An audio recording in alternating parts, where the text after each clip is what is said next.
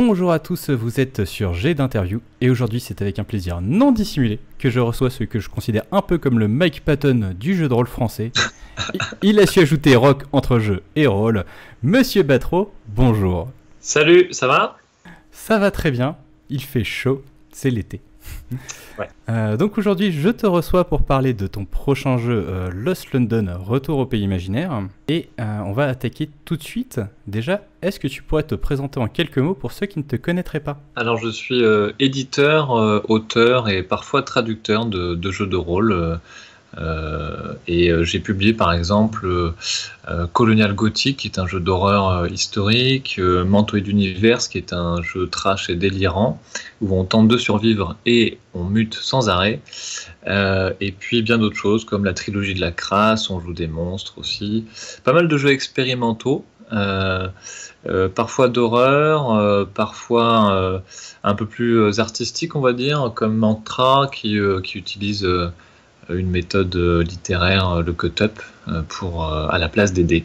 Je bosse aussi pour d'autres éditeurs, notamment le studio Dead Crows, avec lesquels j'ai développé le jeu de rôle Nautilus, qui est un jeu sur Jules Verne, mais également Aquablue, qui est l'adaptation d'une BD française de science-fiction. Voilà. T'as fait ça avec Trikitov, si je ne m'abuse. Oui, Tricky est un auteur avec lequel j'ai écrit pas mal de trucs en commun. Ouais. Est-ce que tu te rappelles le premier jeu de rôle auquel tu as joué ? C'était Warhammer Fantasy, première édition. Voilà. Je me souviens même très bien du scénario que j'ai fait jouer, c'était celui du livre de base. D'accord. Et est-ce que du coup c'était une bonne partie ? Oui, et à l'époque j'avais qu'un seul joueur. C'était une autre époque. Et en fait, c'est un univers qui m'a marqué pour ses partis pris esthétiques, pour le côté aussi de renversement un peu de la fantasy classique. Voilà, et puis pour son, c'est un univers un peu abrasif, quoi. Voilà. Ouais, c'est très sombre, c'est difficile comme univers à vivre dedans. Ah ouais, c'est de l'humour. Ce que j'aime bien aussi, c'est la touche anglaise, du coup. C'est l'humour noir anglais qu'il y a dedans. Enfin, voilà. C'est un peu disparu aujourd'hui parce qu'ils veulent un public un peu plus large, mais à l'époque, ouais, c'était vraiment super. Et après j'ai enchaîné sur Loup-garou, l'Apocalypse, et depuis, voilà, c'est mon jeu fétiche. Est-ce que tu es plus un joueur de campagne ou de one-shot ? Plus de one-shot, de par aussi mon boulot dans l'édition, puisque du coup je passe beaucoup de temps à tester et à présenter des jeux, notamment en convention. Donc à part quand on teste des nouveaux jeux où là on fait en campagne, quand même je suis en majorité sur du one-shot. Mais j'essaie de changer ça là, avec la disparition du coup des conventions avec le virus, j'essaie de reprendre un peu des campagnes. Est-ce que tu es plutôt personnage pré-tiré ou création de personnage ? Je dirais oui, création de personnage. C'est toujours plus sympa, mais après c'est vrai que les pré-tirés ça me dérange pas non plus. Est-ce que tu préfères maîtriser ou jouer ? Je préfère maîtriser. Voilà. Même si aujourd'hui, depuis 1 ou 2 ans, là, j'essaie de prendre du temps où je suis juste joueur, et ça fait du bien. Si pour une raison qui n'aurait aucun sens, on ne pouvait plus sortir aucun jeu de rôle, et que tu ne pouvais jouer plus qu'à un seul, et qui ne serait pas un des tiens, lequel ça serait ? Je dirais Dune. Ok. Dune ou Imperium, je sais plus à quelle version ils en sont. Peu importe, une adaptation. Moi, L'univers de Dune. Ouais, l'univers de Dune, peu importe la version. Voilà. Quel jeu conseillerais-tu pour débuter dans le jeu de rôle ? Je conseillerais Chevalerie et Sodomie. Alors en maître de jeu, c'est pas évident. Non, si on veut commencer. Mais sinon, en tant que joueur, je valide tout à fait. Ouais, ou Mantoid. Après, je prêche pour ma paroisse, mais si tu veux des réponses qui sont pas les jeux que j'ai édités, D-Start, voilà. D-Start. En plus, on en a parlé il y a même pas une semaine. Ouais, D-Start, c'est vraiment très très sympa. Et puis aussi les jeux 12 singes. Il y a vraiment d'excellents jeux chez 12 singes qui sont rapidement à prendre en main, assez variés en termes de. Et puis bas en termes de prix aussi. Je conseille pas Chronique oubliée. Je sais que tout le monde dit Chronique oubliée, mais Bah, écoute, jusque-là, aucun des auteurs que j'ai eu n'a mentionné Chroniques oubliées. Donc, Ouais, mais ça dépend des cercles release, quoi. alors, tu ne dois en choisir qu'une seule et une seule uniquement. Quelle est la meilleure chose à propos du jeu de rôle? Bah écoute, l'immersion dans des mondes imaginaires, quoi. Dans des mondes riches. Donc, maintenant qu'on te connaît un tout petit peu mieux, on va rentrer quand même dans le vif du sujet. Donc, Lost London, retour au pays imaginaire. Donc, déjà, est-ce que tu peux peut-être nous présenter le jeu en quelques mots? Oui, alors bah, Lost London, c'est une adaptation du célèbre Peter Pan de James Barrie. Donc ce n'est pas la version de Disney, très édulcorée. C'est une version qui va plus se rapprocher, pour ceux qui connaissent, de la BD de Loisel, Peter Pan, très adulte, voire un peu horrifique par ses partis pris, on va dire. Lost London, on joue des orphelins qui vivent à Londres, hein, dans les rues de Londres au début du siècle, on va dire 1900-1910, et puis qui sont soudain emmenés au pays imaginaire. En tout cas, ils apparaissent au pays imaginaire, donc c'est une espèce de contrée qui varie entre une île un peu paradisiaque et une île vachement inquiétante. Pourquoi? Parce que là-bas, on déteste les adultes. Et quand on arrive à 21 ans, qui est l'âge de la majorité à cette époque, en Angleterre, eh bien, on dit que les adultes sont tués. Et ils sont tués notamment par Peter Pan.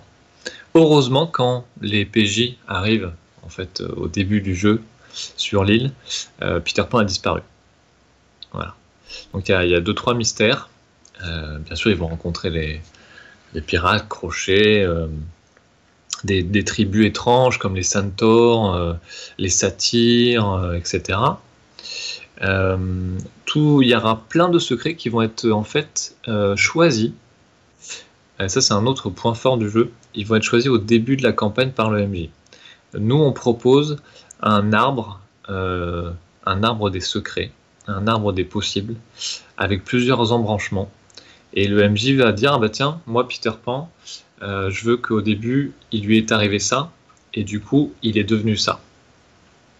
Et pareil pour Crochet, et pour d'autres trucs super importants. Par exemple, la nature. Qu'est-ce que c'est que le pays imaginaire, par exemple? Est-ce que c'est un monde féerique, un refuge pour les enfants perdus? Ou, au contraire, est-ce que c'est le monde des morts? Est-ce que c'est là où vont les enfants morts? Voilà, on peut avoir du coup des versions assez différentes d'ambiance en termes de secrets. Et une fois que le MJ, en fait, au début, il a posé tous ses secrets, il va avoir toute la trame, le fil rouge qui sera direct posé. Voilà. Et à partir de ça, il pourra construire sa campagne. De plus, ces secrets-là, au fur et à mesure, en fait, donc la campagne se passe au pays imaginaire. Et en fait, régulièrement, lorsque les PJ sont blessés, sont stressés, etc., ils vont être, au lieu de mourir, en fait, parce qu'ils sont quasiment immortels, au lieu de mourir, au lieu même de tomber dans les pommes, ils ont des flashbacks, ce qu'on appelle des rêves. Et là, ils retournent à Londres, en fait. Ils retournent à Londres et c'est là où ils vont découvrir en fait tous ces secrets. C'est là que le MJ va pouvoir leur dévoiler en fait une partie des secrets qu'il a fixés au début. Voilà, ils vont se retrouver dans un orphelinat, ils vont voir en fait, par exemple, ça peut être Peter Pan jeune, enfin encore plus jeune, je veux dire. Ils peuvent être emmenés au début comment Capitaine Crochet est devenu le Capitaine Crochet. Et plein d'autres détails vont se dévoiler dans ces rêves qui vont en fait, on va dire, rythmer la campagne. Voilà. Du coup, petite question d'entrée de jeu. Lorsque les PJ arrivent, ils ont déjà passé l'âge des 21 ans? Et non, heureusement. Alors c'est au choix, ils vont commencer en général entre 8 et 16 ans, on conseille. Voilà, mais en fait, quand ils sont, notamment quand ils sont blessés, quand ils ont, il y a 2-3 mésaventures qui peuvent les faire vieillir prématurément. Et il y a tout un truc avec l'âge des personnages, et puis l'âge fatidique du coup des 21 ans, où tu sais que quand tu arrives à 21 ans sur l'île, tu as la moitié des habitants qui vont te traquer, quoi. Du coup, ça a l'air d'être un jeu qui est quand même très orienté campagne. On peut quand même faire du one-shot dessus ou c'est pas vraiment pensé pour? Tu peux faire du one-shot, notamment grâce justement aux rêves. En fait, tu peux les jouer en mini-scénar si tu veux, les rêves. Mais c'est vrai que c'est plutôt un jeu en campagne où tu vas découvrir un peu plein de secrets, tu vas explorer le pays imaginaire, etc. Donc en référence, tu nous as bien sûr cité J.M. Barrie et Loisel. Est-ce qu'il y a d'autres choses qui t'ont donné envie de faire cet univers? Il y a eu des recueils, des reprises de Peter Pan qui sont intéressantes. Il y a un recueil là, chez Nemos qui s'appelle Les Ombres de Peter Pan, qui est vraiment sympa à lire. Avec plein de... En fait, chaque auteur a fait sa version de Peter Pan. Donc tu vas avoir un Peter adulte, un cyberpan, enfin, tu vois plein de trucs comme ça. Ça, c'était assez passionnant. Au-delà de ça, non, je pense que c'est essentiellement, on a essayé en plus d'être assez fidèle à James Barrie, donc on s'est pas trop éloigné de ça, quoi. Notamment même ce qu'il a écrit en dehors de Peter Pan, il a écrit notamment The Little White Bird, donc le petit oiseau blanc, qui est un peu un récit qui est précurseur de Peter Pan. Et là où il développe en fait toute une autre version de Peter qui est plutôt un psychopompe, donc un passeur d'âme pour les enfants morts. Et on est vraiment reparti de l'œuvre elle-même pour développer Lost London. Il me semble que vous utilisez le système Chaosium pour le jeu. Donc pour ceux qui ne connaîtraient pas, c'est le système de Cthulhu notamment. Oui. Donc, avec des pourcentages, des choses comme ça.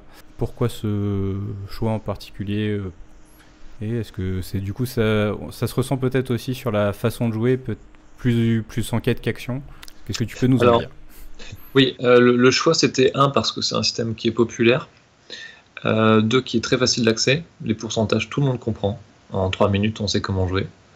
On a ensuite l'avantage d'avoir un système qui est un peu dur en fait, parce que les pourcentages, tu vois, les statistiques, tu vas vite par moment rater ton action plus qu'à d'autres systèmes, quoi. Donc c'est un truc qui correspondait un peu plus à l'ambiance un peu dark, quoi, de Lost London. Le côté enquête, bah oui, tu l'as aussi notamment dans les rêves, dans les flashbacks. Et ensuite, nous avons modifié pas mal le système. Pour ceux qui connaissent, donc c'est un système, il y a beaucoup de compétences, donc on a vachement réduit les compétences. On en a mis des nouvelles qui sont spécifiques aux gamins des rues.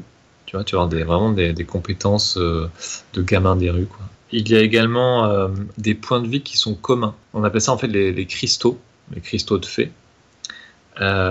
Et du coup, tu mets des cristaux au centre de la table. Et on va dire que tu commences... ça dépend en fait du nombre de joueurs, etc. Mais tu peux avoir, on va dire, entre 10 et 15 cristaux au début. Et en fait, quand l'un des membres du groupe est blessé, etc., eh bien, il enlève des cristaux.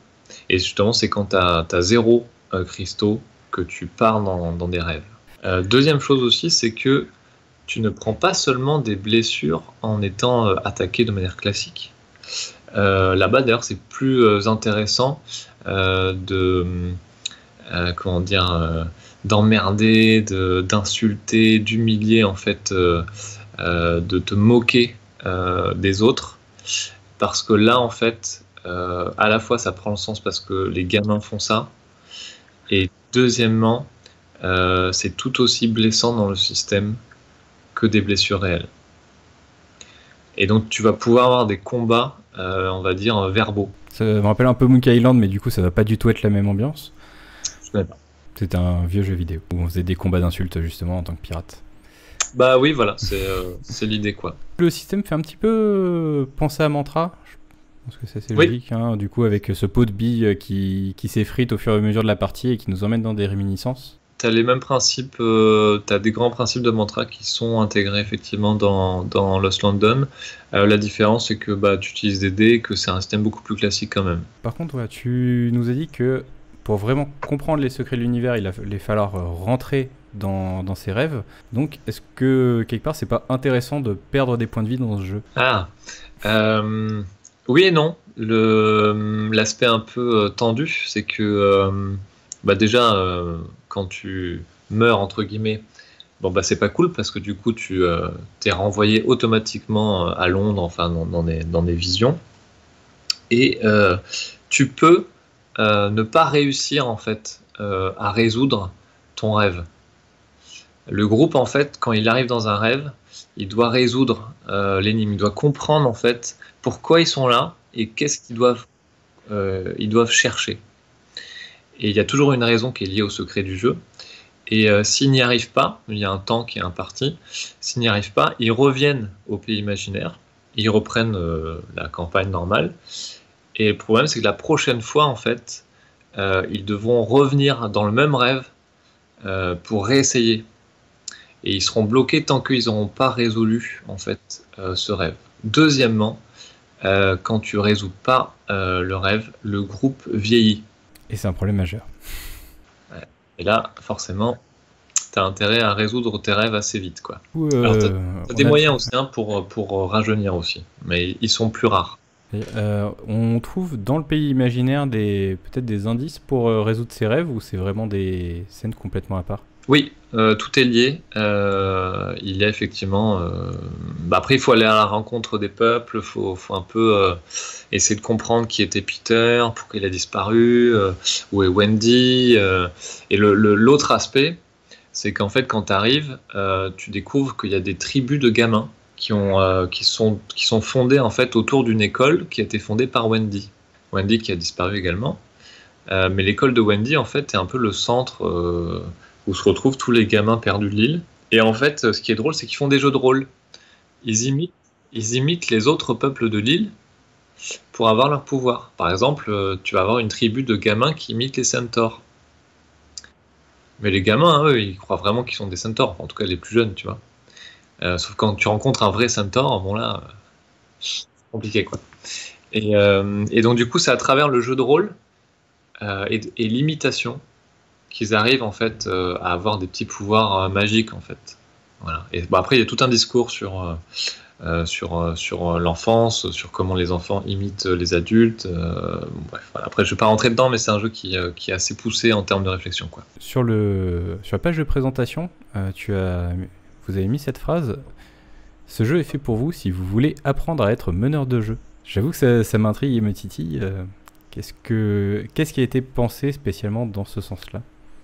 C'est parce qu'en fait, les rêves dont je parlais, qui durent environ une demi-heure, voilà, c'est des mini-scénarios d'environ une demi-heure, eh bien, nous encourageons les joueurs à devenir le meneur durant ces rêves. Donc c'est un joueur qui va devenir, s'il le souhaite, le meneur, l'animateur de ce rêve durant 30 minutes.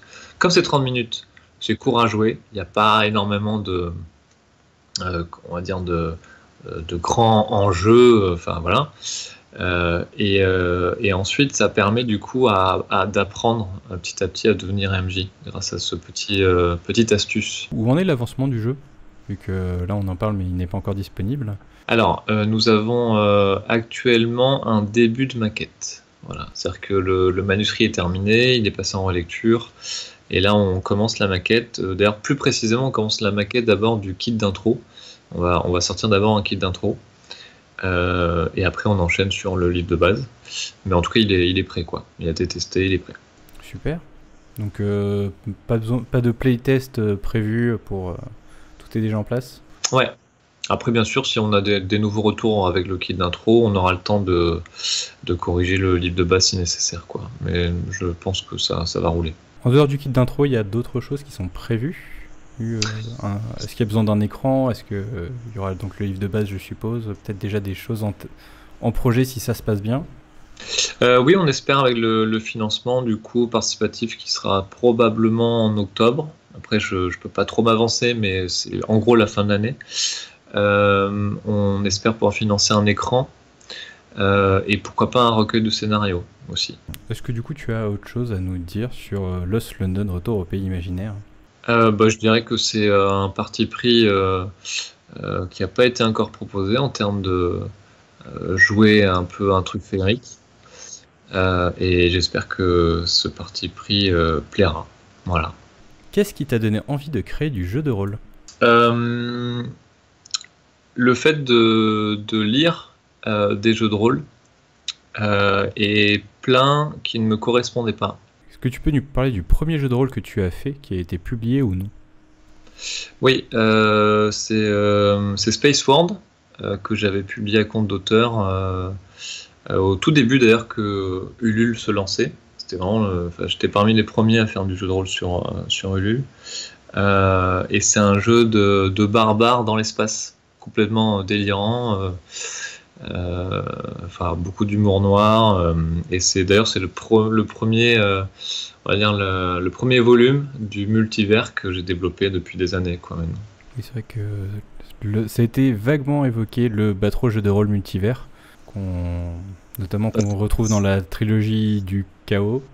Oui, il me semble que c'est comme ça que tu as baptisé la trilogie de la crasse, Mantra et Mantoïde.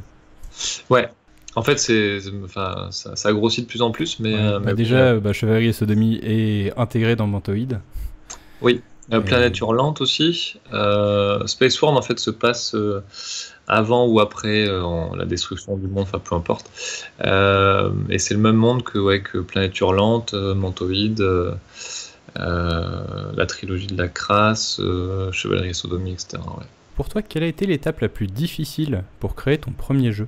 Je dirais apprendre à expliquer bien les choses. C'est très dur de synthétiser des choses, d'avoir une gymnastique intellectuelle qui te permet de pas écrire des trucs qui sont incompréhensibles pour le lecteur. Et deuxièmement, la gestion de comment on fait une maquette et un livre. Je pense que le côté technique, c'est le truc qui était le plus à l'ouest par rapport à moi, quoi. Donc c'était compliqué au début, quoi. Est-ce que tu as un conseil pour quelqu'un qui voudrait écrire son jeu de rôle? Oui, je conseille aux créateurs de jeux de rôle de d'abord étudier le marché du jeu de rôle, voir ce qui existe, et pas qu'en France, se renseigner sérieusement pour voir si on n'est pas le 40 millième à faire la même chose, et aussi pour avoir des idées. Et deuxièmement, je dirais qu'il faut bien réfléchir au thème sous-jacent de son jeu. De quoi ça parle au fond, votre jeu, de manière à ce qu'il soit cohérent. Parce qu'en fait, il y a un gros risque en fait de faire des pizzas, ce que j'appelle des pizzas. Et j'en vois beaucoup qui sortent notamment sur Ulule ou sur machin. Enfin, ça se voit, les jeux, ils n'ont pas été réfléchis, quoi. Et c'est important de réfléchir d'abord à de quoi on parle, au fond, quels sont les thèmes qu'on aborde, les problématiques, et ainsi on peut développer un jeu qui est cohérent avec lui-même. Est-ce que tu affectionnes les aides de jeu? Et si oui, est-ce qu'il y en a une qui t'est un peu fétiche, que tu traînes sur toutes tes parties? Je dirais ma montre. C'est une très bonne aide de jeu. Ouais, j'ai toujours ma montre devant moi et je regarde le temps qui passe. Et comme ça, je peux bien rythmer ma partie, savoir à quelle heure à peu près je vais finir, où est-ce qu'il faut que je coupe durant la partie.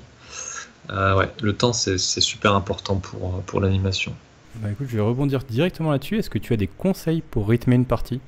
Oui, dès que vous voyez que les joueurs commencent à s'ennuyer ou se perdre dans des discussions qui n'ont pas grand rapport avec l'intrigue ou que tout simplement la tension un peu descend trop, il faut couper, quoi. Faut pas hésiter. Il faut savoir juger, est-ce que la scène a un enjeu, en fait. Est-ce que la scène qu'on est en train de jouer, est-ce qu'elle est vraiment importante pour l'intrigue? Si la réponse est non, vous coupez. Est-ce que ton pseudo vient de Bloodlust? Oui, tout à fait.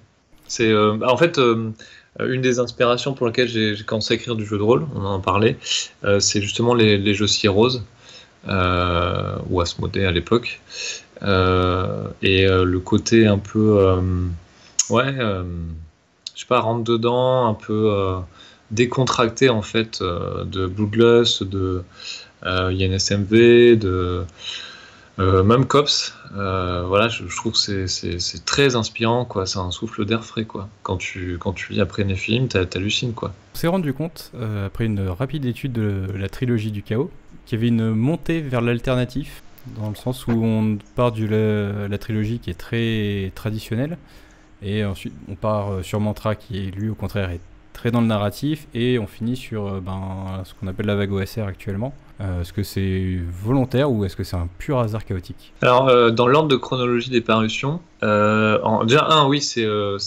très chaotique, c'est-à-dire que je le fais en fonction de ce que je sens sur le moment. J'ai pas d'école, j'aime pas me mettre dans une école de pensée du style ouais, j'adore l'OSR, j'adore le narrativisme, etc. Moi, j'aime tout.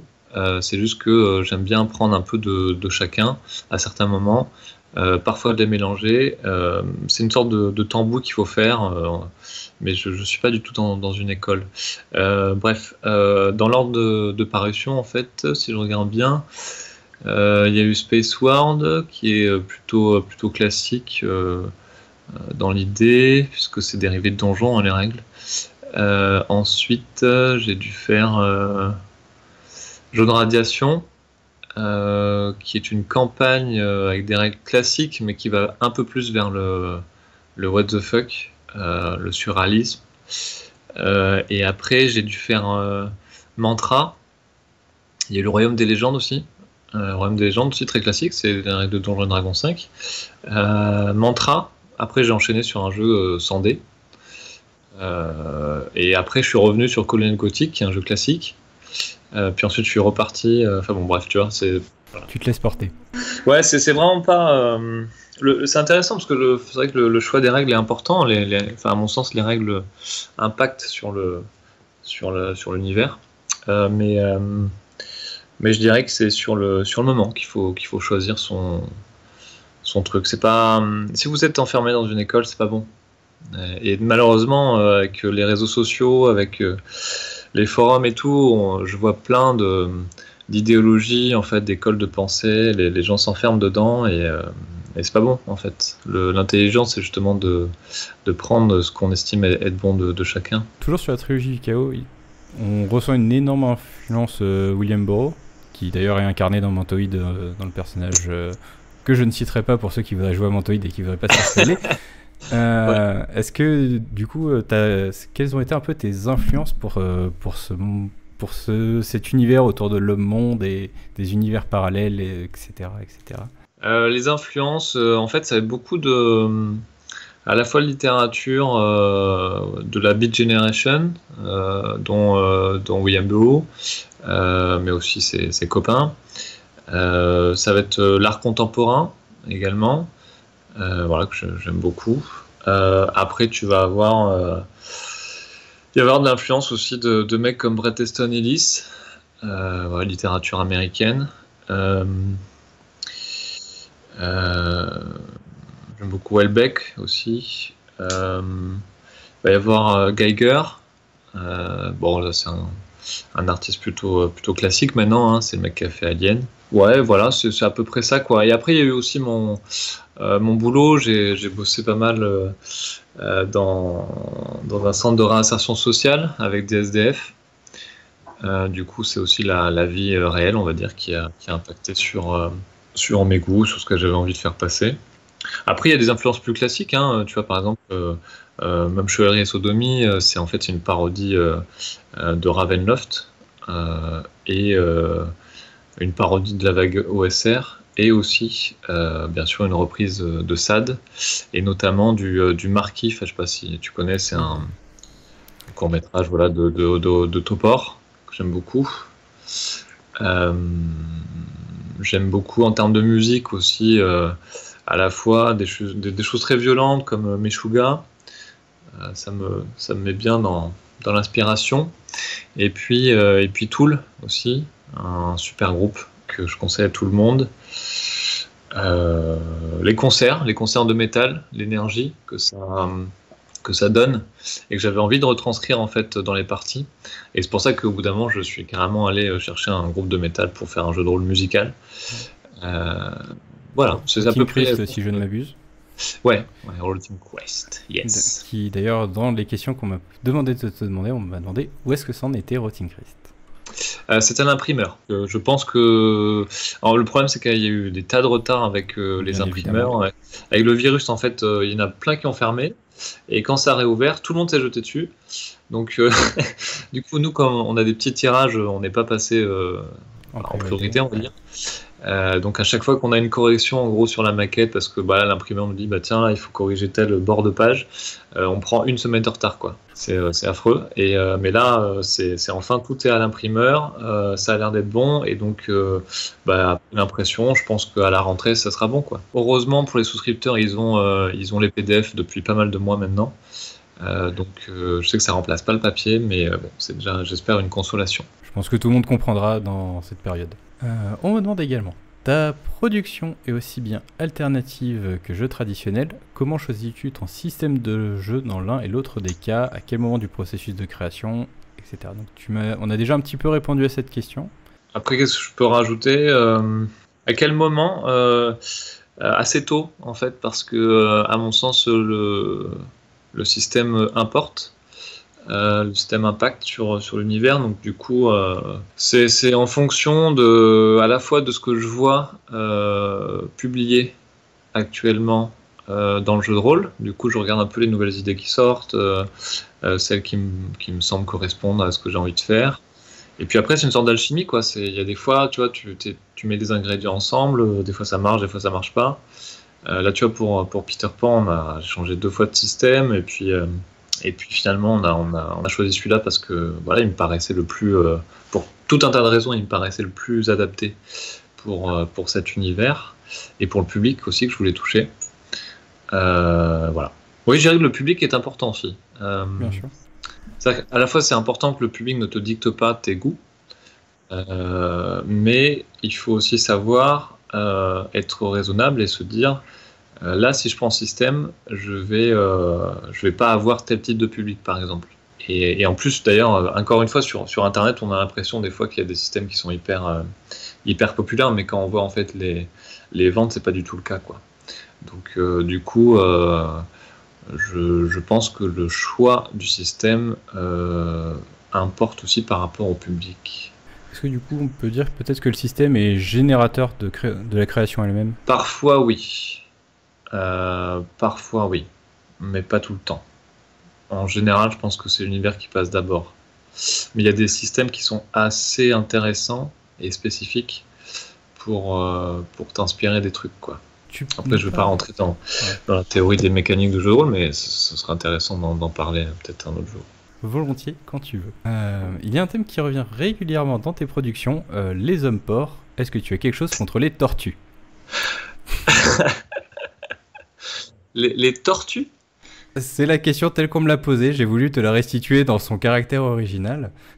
Ok, alors ça va être une référence, j'ai pas la référence. Ça vient en fait parce que je suis en partie originaire de Bretagne, j'ai vécu pas mal de temps dans une région où l'agriculture intensive est une véritable tradition. Et du coup, j'ai vécu très longtemps avec les odeurs de cochons au quotidien. Voilà. Faut vraiment le vivre pour le croire. Et ça m'a pas mal imprégné. Et après, bien sûr, c'est aussi une métaphore assez évidente de certains recoins de l'humanité. Et puis aussi, le cochon a une symbolique très forte dans plein de cultures. Je dirais qu'il y a 2 autres thèmes récurrents qu'on voit régulièrement, c'est les univers parallèles et les réminiscences, qui sont un petit peu tes signature moves. D'où cette passion, entre guillemets, pour les réminiscences et les univers parallèles. Je dirais que j'ai toujours aimé le courant psychédélique. Les histoires je sais pas, c'est un goût perso aussi par rapport à mes influences que j'ai citées tout à l'heure. Tout ce qui est univers parallèle, etc., c'est un truc qui me plaît, quoi, naturellement. Voilà. Et puis, en fait, ce qui est intéressant aussi dans le jeu de rôle, c'est que c'est un média qui permet de jouer avec ce genre de réalité. Et en plus, ce que j'aime bien aussi, c'est jouer avec le méta-jeu. Ça, c'est un truc important aussi des jeux de certains jeux que je publie, où on franchit vraiment la barrière de la fiction, et puis la fiction se mélange à la réalité, et on utilise des éléments réels pour la fiction, quoi. Même, tu vois, dans Lost London, par exemple, j'ai oublié de le dire tout à l'heure, c'est que au lieu de si tu rates une action, tu peux en fait faire une blague réellement à un de tes camarades ou au MJ. Alors ça peut être, je sais pas, lui piquer un stylo, faire une connerie, une gaminerie, quoi. Et si ça fait bien rire le groupe, et ben tu vas réussir ton action. Voilà. C'est très très chouette. Je constate que tu as fait beaucoup de jeux en partenariat au final. Est-ce que du coup préfères travailler en groupe ou c'est juste les circonstances qui ont fait que? Oui, je préfère travailler en groupe. C'est important de travailler en groupe parce que chacun a ses points de vue sur un projet, et c'est toujours une richesse, quoi. Voilà. Après, bien sûr, il y a toujours des soucis d'ego parfois, mais bon, après, ça c'est comme ça, c'est le travail d'équipe. Mais je trouve ça assez passionnant, ouais, de travailler en équipe. Du coup, à part Lost London, qui je pense est un petit peu ton chouchou du moment, est-ce qu'il y a un de tes jeux que tu pourrais nous recommander qui, toi, t'a plus marqué que les autres? Ils m'ont tous marqué à des degrés différents. Après, bah ouais, les publics sont assez différents aussi en fonction de mes jeux, donc Mais du coup, vraiment, toi, d'un point de vue personnel. je dirais Mantra. Je dirais Mantra parce que je pense avoir réussi un truc avec Mantra en termes d'objectifs de narration, de jeu avec la réalité, du méta-jeu, de l'expérimental, en termes artistiques aussi. Ouais, c'est un jeu dont je suis vraiment fier. C'est aussi un des jeux, clairement, que j'aurais cité en premier quand on me demande un jeu de battre. Et du coup, est-ce que tu plus Oniro-Punk ou plus classique? Oniro-Punk, ouais, je pense que elle est bien supérieure, la deuxième version, à la première, quoi. On me demande également, tes productions sont débridées. Pour mieux te comprendre, il faut prendre quoi? Euh, bah, en fait, justement, j'ai des goûts extrêmement différents. Tu vois, je fais autant Nautilus, un jeu très classique d'aventure dans Jules Verne, que Chevalerie et Sodomie. Enfin, parce que j'aime le cul, tu vois. Enfin, c'est des, je, je sais pas. Faut mélanger Chevalerie et Sodomie avec Nautilus. Voilà. Parfait. Les poissons, c'est sympa, non? Bon, après, ça donne des profonds et puis ça peut avoir des débordements. Ah ouais, j'aime plus du tout Lovecraft, donc ouais, non. Mais ouais, non, je pense que pour commencer, soit vous aimez le classique et vous prenez Colonial Gothic ou même Lost London, du coup, qui va bientôt sortir. Soit vous aimez les trucs un peu trash qui y vont, et vous pouvez commencer par Mantoid, par exemple. C'est pas mal. Si vous aimez la lecture, prenez la trilogie, enfin la lecture un peu gore. Si vous aimez, je sais pas moi, justement le narratif, de jouer avec les mots plus qu'avec les dés, etc., vous prenez Mantra. J'essaie d'en faire pour tous les goûts, j'espère. Ça m'a l'air plutôt bien réussi de mon point de vue. Est-ce que tu as un mot de la fin? Créer, jouer. Ne vous enfermez pas dans des chapelles si vous êtes rôliste. Et essayez de jouer à plein de jeux différents. Donc ça me fait penser à une autre question. Tu es plus du genre à essayer plein de jeux lorsque tu maîtrises, ou au contraire tu vas essayer de te concentrer sur un jeu, le maîtriser parfaitement, connaître tout l'univers de façon à pouvoir faire beaucoup de parties puis passer à un autre? J'aime bien jouer à plein de jeux différents, ouais. Et j'ai joué, il y a un moment où, il y a quelques années, je faisais tester un jeu par semaine à mon groupe. Et du coup, voilà. Après là, j'essaie un peu pour un peu changer des playtests et de mes propres jeux, j'essaie un peu de faire des campagnes à des jeux d'autres éditeurs et du coup ça fait plaisir aussi.